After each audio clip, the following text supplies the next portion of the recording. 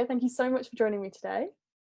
Hiya, thanks for having me. I'm very excited. Do you want to introduce yourself to everybody watching? Yes, I'm the Race Equity Lead at London Metropolitan University. I'd also call myself an educational campaigner or an activist because I'm really passionate about equality, especially anti-racism in higher education. So my work spans across from decolonising through to tackling Islamophobia and all different iterations of institutional racism. Yeah, so when I wrote the questions that I was going to ask you today, you kind of had that one report about how race affects the university experience generally.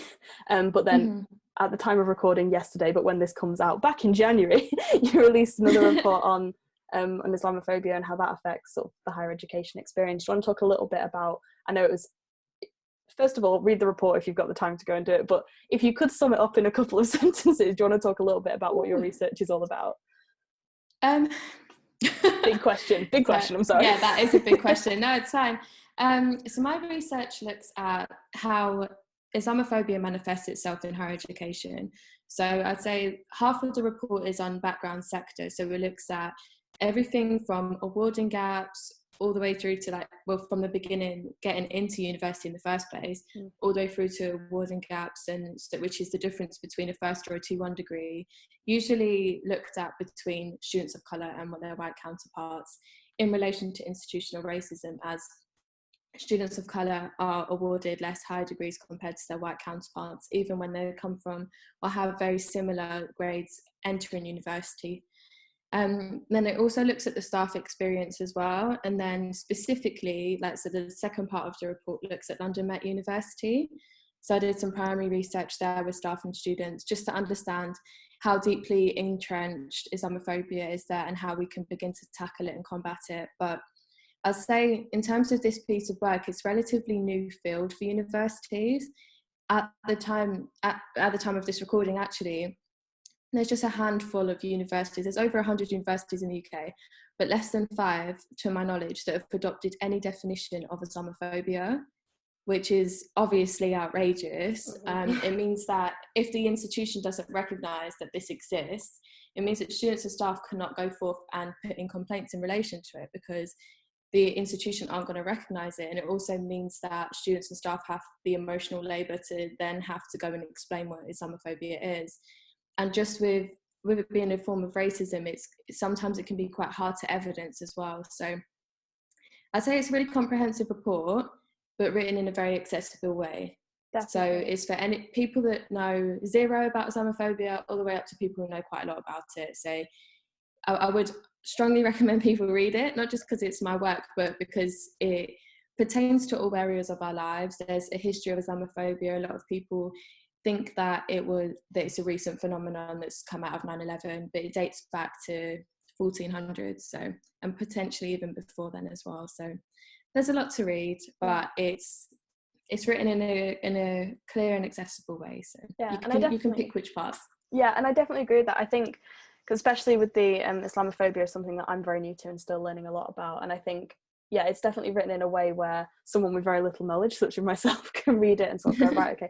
And what I really like about the way that you do these reports is, with the first one and this one as well, especially, you at the end you go, okay, so here's the problem, here's how I've investigated, all that kind of stuff. But instead of a lot of academic papers which kind of finish it there, you sort of go, okay, and here are sort of very solid recommendations that you can follow. So here's one thing that you can implement in 2 minutes, and here's something that'll take a lot longer. But it's sort of, you give those sort of actionable recommendations, which I think is really important. So yeah, definitely accessible, and definitely go and read it. I'm really pleased that comes across, because that's the concerted effort that I make with my writing, is that there's so many pieces of scholarship out there that explain what the problems are, but not enough that actually explains how to begin tackling it. And I don't believe in writing for the sake of writing unless it's going to educate and then it spark change, hopefully. So I'm glad that comes across. Good, I'm glad. So I think I know the answer to this question, but do you feel like enough is being done to support Black students in higher education? No is the short answer. And a long I'm going to go as far as saying not at all is the long answer. So universities have known for a long time that awarding gaps exist, and what often happens in higher education is that people love to have conversations about Oh, about yes. how they're going to tackle it, Having and worked in nothing a ever gets university, done. that happens so often. Someone's like, so we had an issue with the pay gap report, and we had one of the worst. This is me just complaining about the university I work for. Sorry, guys, but we have one of That's the all worst. right. I know that uni. We have one of the worst gender pay gaps across all HE in the UK. I think it was 5 from the bottom. It's really terrible. And they put together this like task force to figure out sort of how they could break it down. And throughout, like, they said, okay, so over the next year we're going to write this report. And so they wrote this report, and I was like, but that just says this is the problem. A year ago you knew there was a problem. You actually need to do something about it. So I totally get universities are very good about talking about problems, but it's the kind of actionable stuff which is sometimes where they fall down.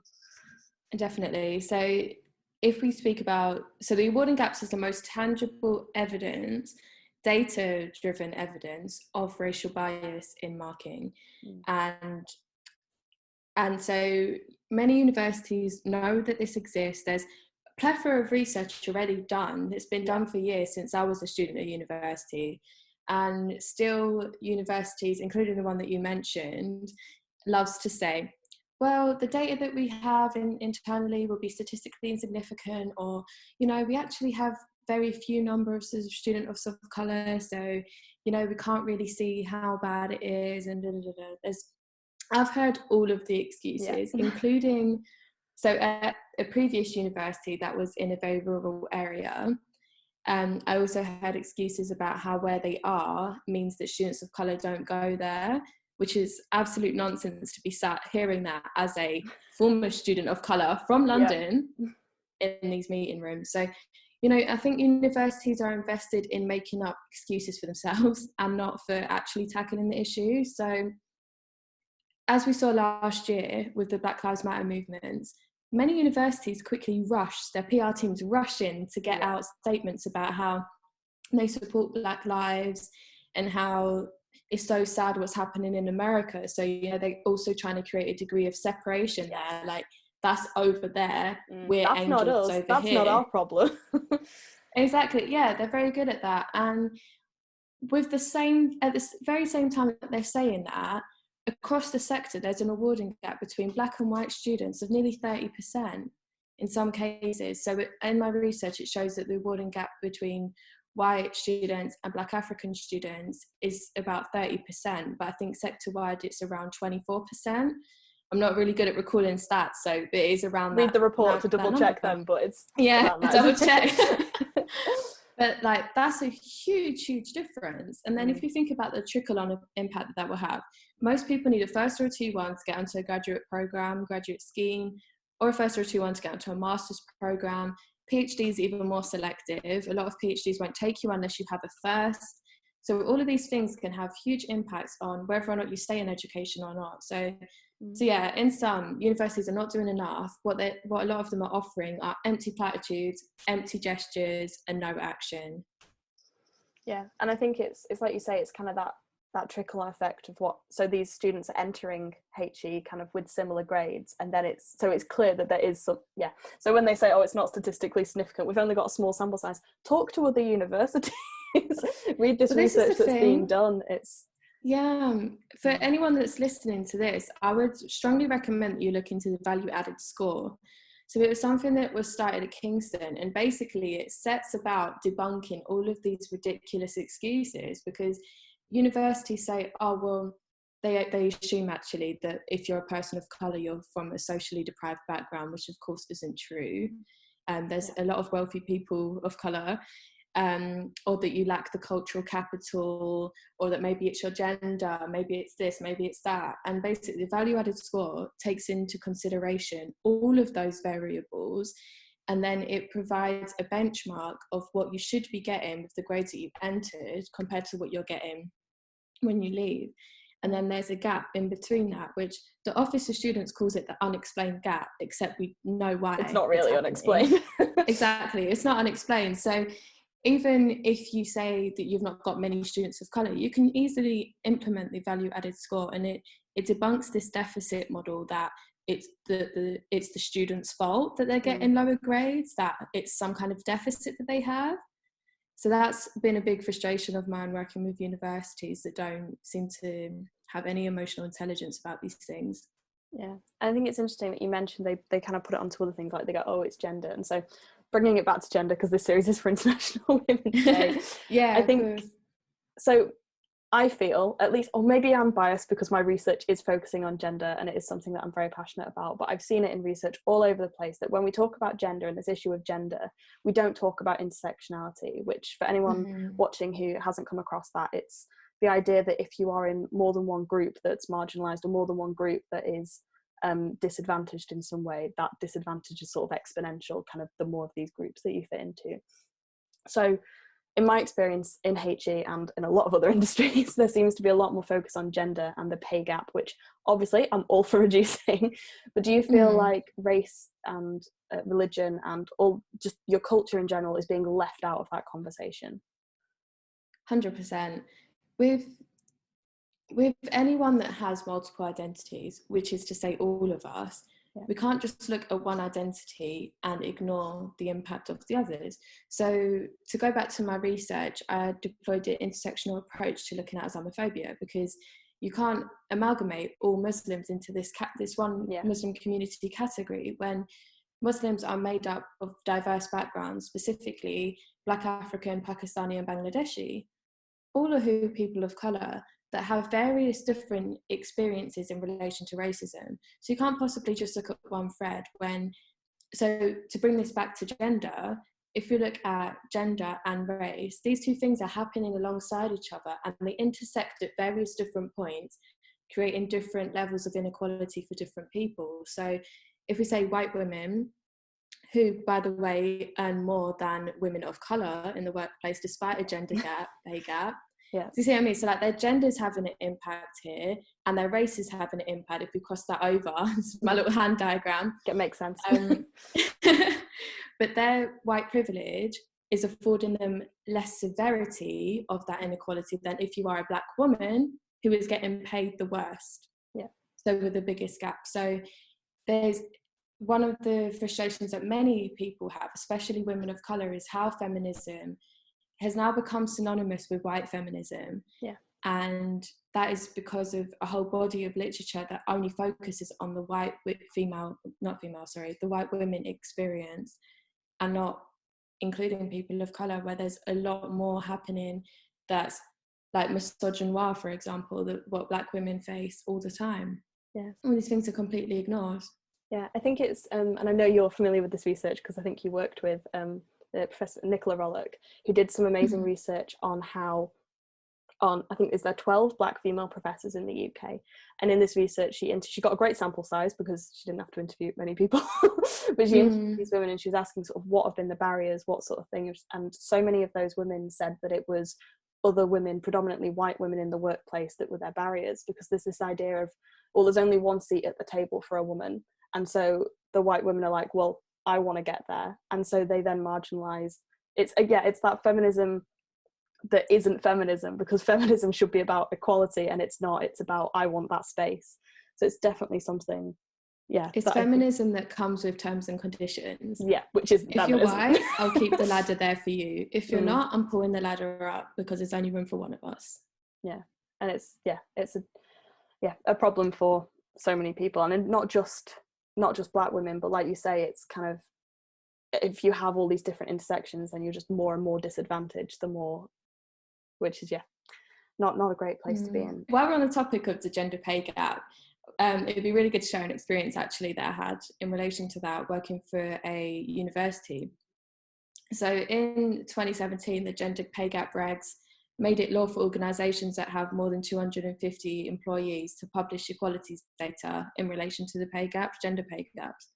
So I actually sat in one of these EDI board meetings where they were discussing it, and they had all of the data in front of them, and the data actually also included ethnic data, and so I'm recalling off of 3 years of memory here, but I think it went something like white men, men of colour, women of colour, and then Black women. So like black women and black men were the bottom of each of their own genders, if that makes sense. Which is so statistically proven all over the place. Exactly, yeah. So this place is not like alone in that. Yeah.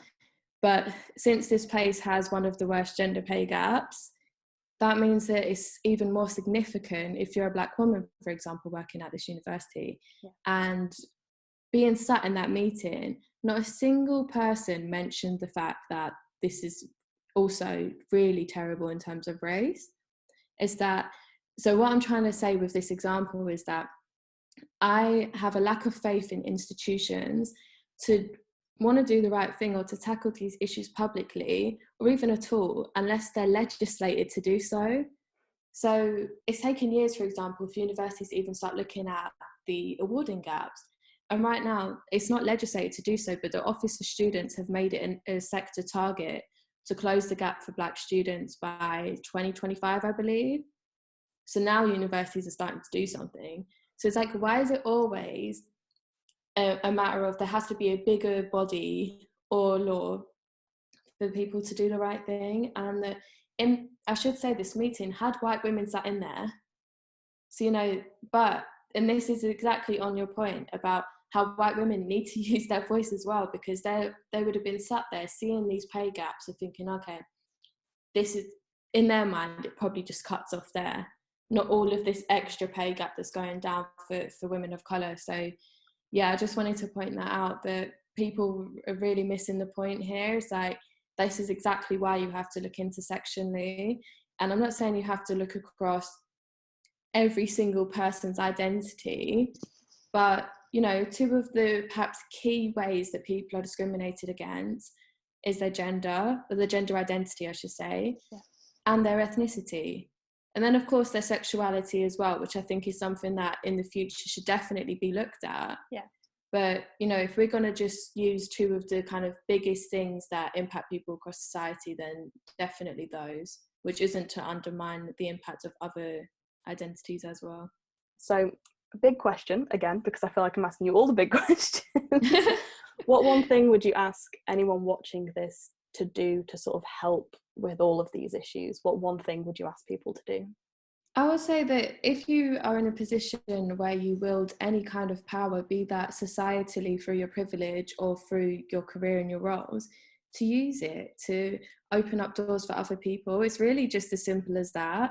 Like, I'm not saying go and like knock down your building and like do anything extreme, but what I'm saying is in the workplace, people who are in positions of power can absolutely use that to influence, even if it's directly or indirectly, that you could support staff of colour that are maybe in lower positions than you, help them get the experience, open the doors for opportunities for them, put them forward for promotion opportunities and things like that. There's so much that you can do.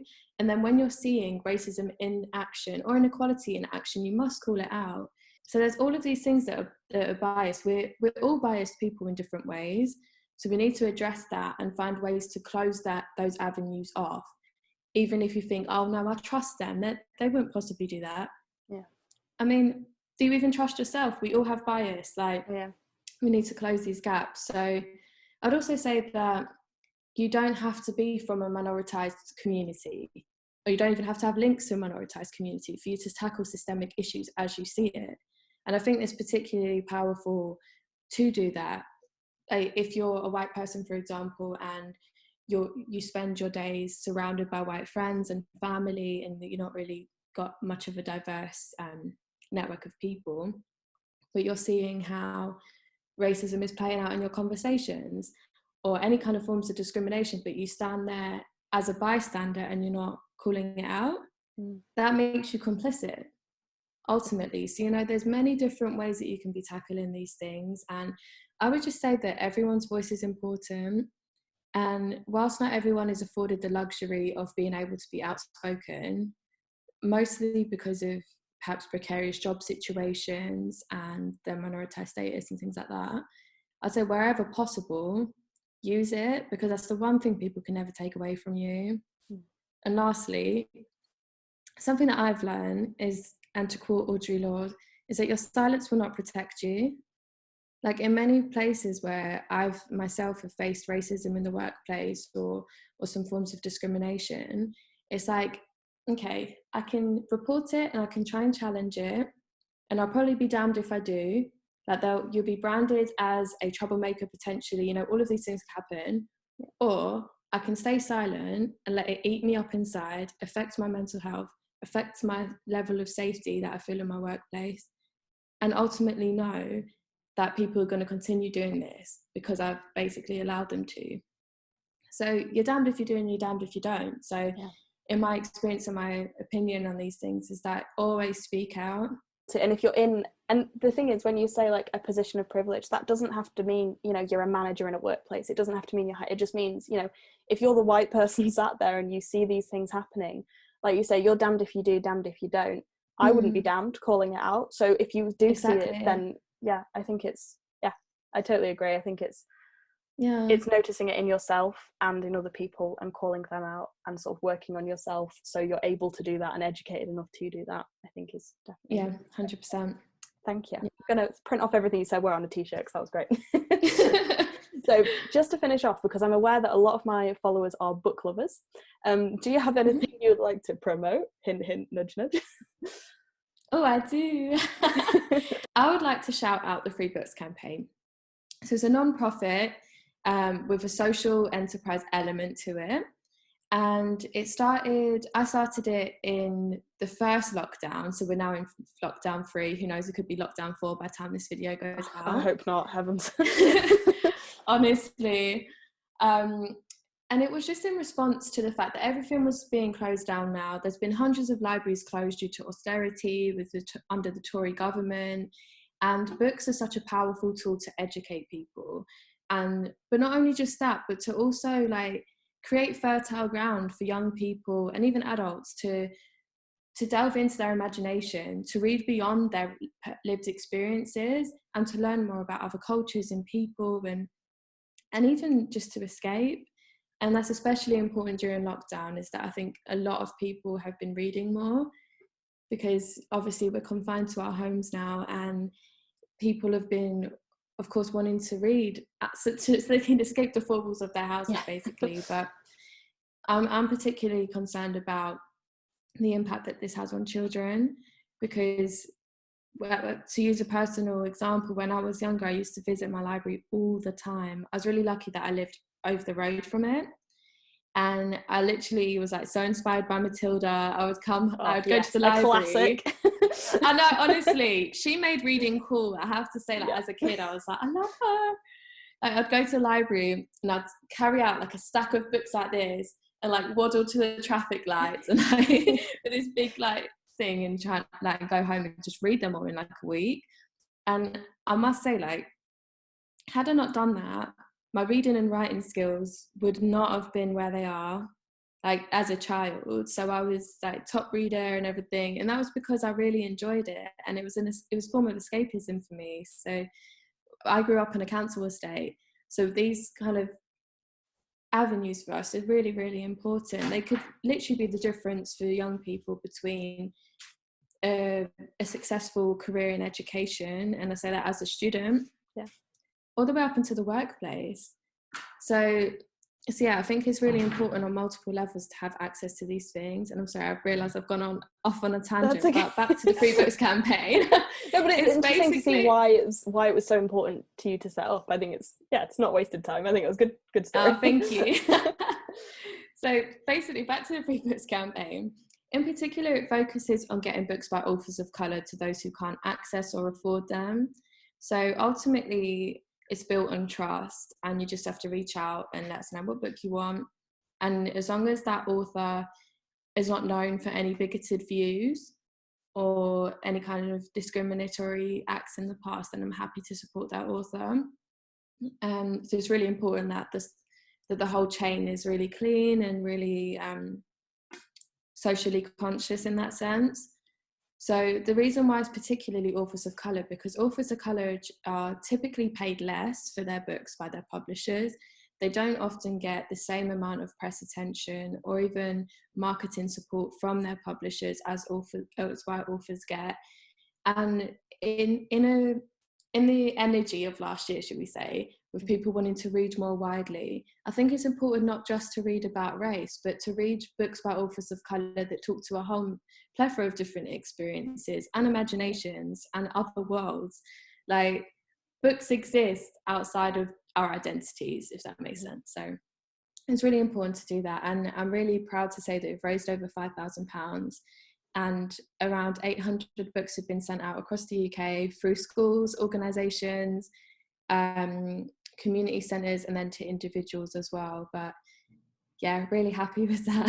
That's amazing. Congratulations. That's some very impressive things. We'll make sure that we put the link to the Instagram in the bio, in the description of the video. But I think it's, to pick up on what you said, I think it's something that I've been making a real conscious effort to do. And I know you put out a list of books coming out in 2021 that sort of helped with this, and there's so many different sort of blogs and stuff out there that do this, but it's making sure that you're reading books by either Black authors or by people of colour who aren't writing just about race. So if you like fantasy and fiction, or you love a romance, or you love that, there's no, read one of them by a Black author or a white author. It doesn't have to be about race for it to be written by a Black person. Exactly. I think it's something you've got to make a real conscious effort to do, because like you say, you walk into Waterstones and you've got these walls of books, not calling out Waterstones, so it's not their fault.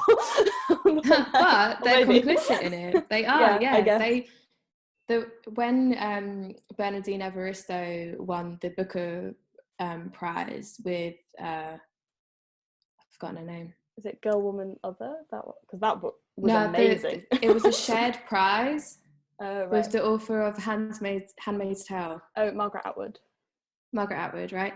So people were sharing pictures online of how Waterstones had whole tables dedicated to Margaret's books, and then a tiny little corner dedicated to Girl, Woman, Other. I haven't seen that. Yeah. That's terrible. Even in my local Waterstones, which is in South East London, I should say, which is a very diverse area. Yeah.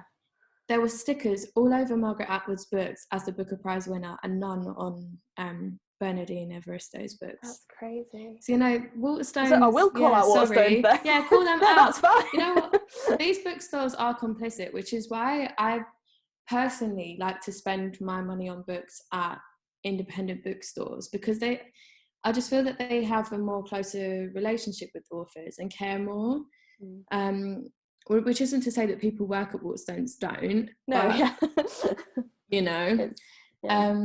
so in light of that, I'd like to shout out Roundtable Books as well. Okay. They're a community interest company based in Brixton, and they support loads of local communities and helping with getting diverse authors into people's hands. And they're brilliant. They honestly are. They've been really helpful with helping us to distribute the books too. And you could go on their website, and they've broken down books by age category as well. Oh, so it's super accessible if you don't know what kind of books you want to read. And then also Jacaranda, they're a Black-owned publisher, and last year they had their 20 in 2020. So they published 20 books, and there's some more coming out this year as well. So I definitely would check them out too. That's great. We'll make sure all of that's in the description as well. Brilliant. Thank you so much, Sophia, for coming on. I know we've covered a wide range of topics, but it's been really interesting to chat to you and catch up. So thank you so much.